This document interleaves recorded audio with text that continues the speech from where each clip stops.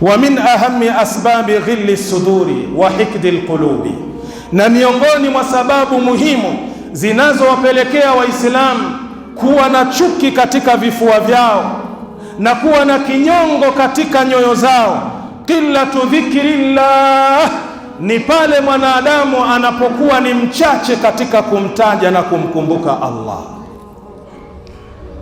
Wa jafafu lisani wal qalbi minhu, na hili jambo la Muislamu ulimi wake kukauka ukawa hauna sifa ya kumkumbuka na kumtaja Allah, na ule moyo kutokumtaja na kumkumbuka Allah. Wa qillatu duai, na mwanadamu kuwa ni mchache wa kuomba dua.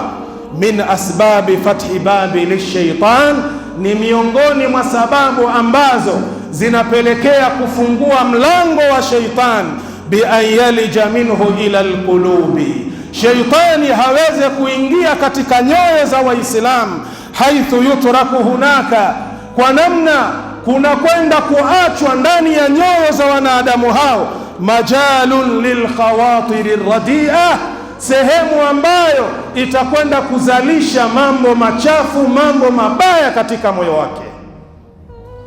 Muislamu anapokosa sifa ya kumkumbuka na kumtaja Allah mara kwa mara, ulimi wake unapokuwa umekauka, haupo majimaji kumtaja na kumkumbuka Allah, moyo wake hauna sifa ya kumkumbuka Allah jalla fi'ala, sababu hii inapelekea kwa huyo Muislamu kufungua mlango wa sheitan aweze kuingia ndani ya moyo wake, moyo ambao haumtambui na kumjua Allah jalla fi'ala, kwenda kupandikiza ndani ya moyo huo mambo ambayo ni machafu mabaya katika maisha yake.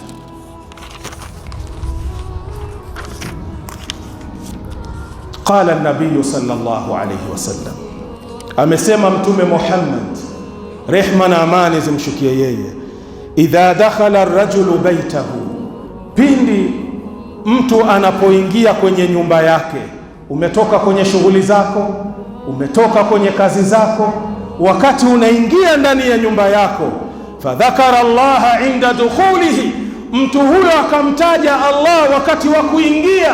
Maulama wanasema mtu huyo akasema bismillah wakati anaingia ndani ya nyumba hiyo. Wa inda taamihi, na wakati wa kula kwake chakula akasema bismillah.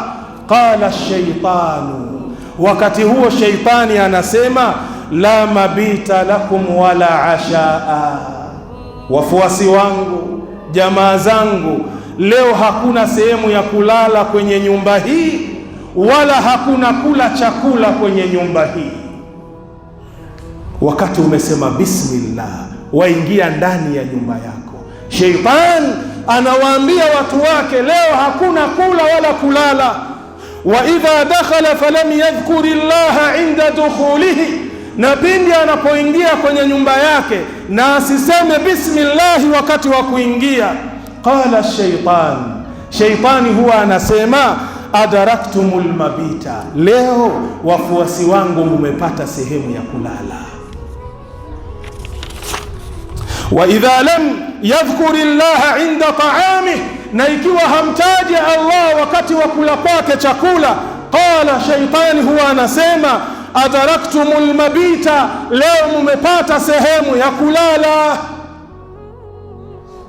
Leo tujiulize mimi na wewe, wakati tunaingia ndani ya majumba yetu huwa tunasema bismillah, au unakurupuka ulikotoka huko, una mawenge na mambo yako ya ajabu ajabu, kila ukikaa wamkumbuka mkeo kwa vile vinyago ulivyoviona nje. Ukifika nyumbani tu wewe unataka mechi na mke wako, hakuna bismillah ya kuingia kwenye nyumba.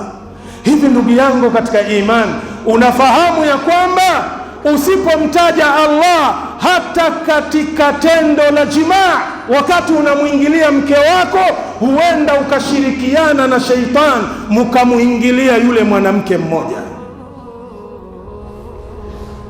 kwa sababu shayatin wanapenda kama tunavyopenda sisi, tena mapenzi yao ni makali na ajabu.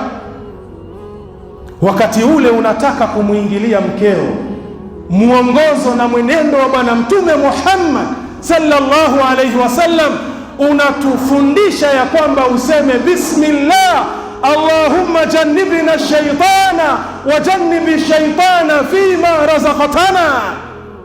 Bismillah, kwa jina la Allah, ewe Mwenyezi Mungu, tuwekee mbali shaitan na utuwekee mbali shaitan kile ambacho kwamba utaturuzuku ndani yake, ambaye ni mtoto.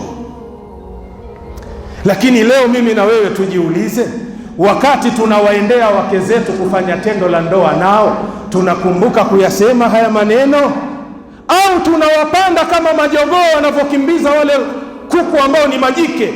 Mtu amekaa, hisia tu zimemjia, my honey, my sweetheart, my love, hebu njoo bana, mimi naona kichwa kishanichanganya, haya twende kwenye mechi. Hauna bismillah, hauna dua. Ndiyo pale mtoto akija akizaliwa anakuwa kibaka, anakuwa teja, anakuwa mvutaji bangi. Kwa sababu gani? Wakati wa muingilia mkeo hakuna dhikri ambayo uliitaja wakati ule. Na vile vile katika nyumba, ikiwa husemi bismillah wakati wa kuingia, sheitani unaingia naye. Wakati unakula husemi bismillah, sheitani unakula naye. Ndio maana waweza kushangaa, una mzigo wa vyakula unakula, lakini after 5 minutes 10 minutes unamwambia mke wako hata sijui kichakula kimekwenda wapi, na umekula na swaiba wako hapo. Inna lillahi wa inna ilaihi rajiun.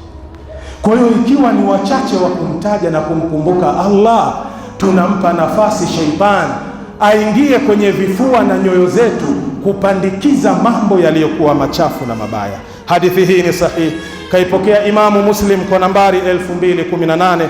Sheikh Albani ameisahihisha fi Sahih al-Adab al-Mufrad, utaipata kwa nambari 834.